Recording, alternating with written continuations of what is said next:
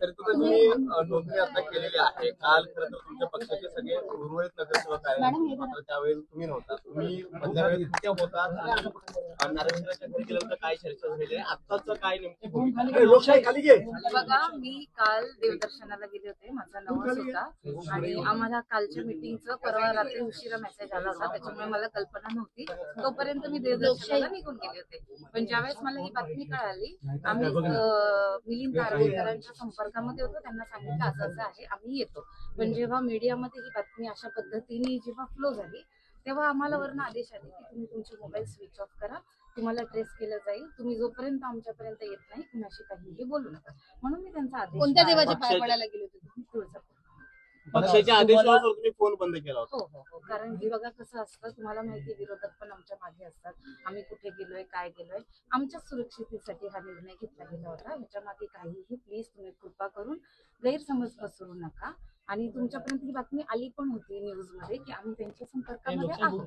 पण आम्हाला तुम्ही सर्व एवढे प्रश्न विचारला, आधीच तुम्हाला आम्ही काय कमेंट करणार ना, हे तुम्ही समजून घेतलं पाहिजे. जोपर्यंत आम्ही पक्षाजवळ येत नाही, आमच्या घरात येत नाही. मग रात्री आम्ही नार्वेकरांच्या घरी गेलो, तिथेच राहिलो.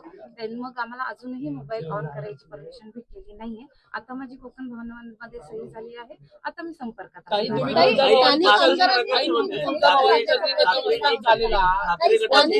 तुमचं घर सोडून थेट नार्वेकरांच्या घरी जाण्याने सगळ्यांच्याच भुवया उंचावल्या गेल्या होत्या. ठीक आहे ना, उंचावल्या गेले तरी नार्वेकर माझ्याच पक्षातले आहेत. तर माझ्या सुरक्षिततेसाठी केलंय त्यांनी हे. तुम्ही बघा ना, जर न्यूज मध्ये माझं नाव सगळीकडे झळकतंय तर माझी सेफ्टी इम्पॉर्टंट नाही आहे का माझ्या पक्षाला? मग ते तेच पाऊल उचलणार ना.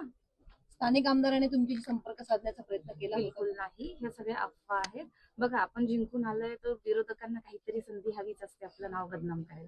बस एवढं सिंपल नाही, खरं तर 65 नगरसेवक आहेत तुमच्या पक्षाचे, मात्र उर्वरित 64 नगरसेवकांच्या बाबतीमध्ये एवढी खबरदारी घ्यावी लागली नाही पक्षाला.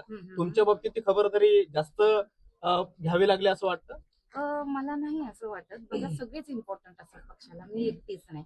आणि ठीक आहे, मी मागे राहिली होती. 2 दिवसापूर्वी जर मेसेज आला असता तर मीही बाहेर नसती गेली.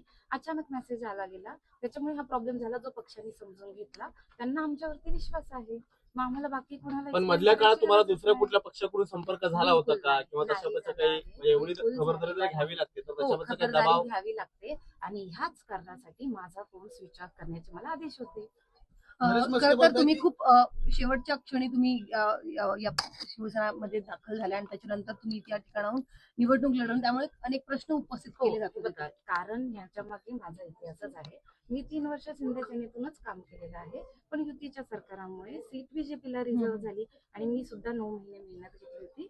आणि उद्धव साहेब ठाकरेंनी माझी मेहनत ओळखली. त्यांनी जाणलं की हे विनिंग सीट आहे, त्याच्यामुळे त्यांनी मला संपर्क केला आणि अगदी शेवटच्या 1 दिवस आधी मला तिकीट मिळालं.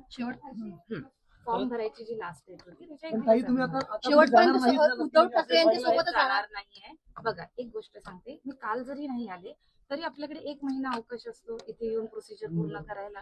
हे तर बरोबर आहे की नाही? मग मी अजून लेट येऊ शकत होते ना, महापौर बसायला सुद्धा वेळ आहे. मी लगेच का आली तातडीने? कारण की हे गैरसमज नको. आणि मला असं वाटतं की माझ्या पक्षाला ह्याच्यासाठी माझ्याबद्दल कोणाला एक्सप्लेनेशन द्यायला नको. समजलं? नरेश मस्के बोलताय की तुम्ही निवडणुकीच्या आधी संपर्कात होते. कुणाच्या? नरेश मस्के नाही. खाली दावा केला की नाही. हे बघा, जेव्हा आम्ही त्यांच्या आधी पक्षात होतो तर आपल्या पक्षवाल्यांशी ओळखी असतातच, बस तेवढंच. आता आम्ही जेव्हापासून ठाकरे गटामध्ये आलो आहोत, आम्ही कुणाच्या संपर्कामध्ये करण्याचा प्रयत्न झाला का?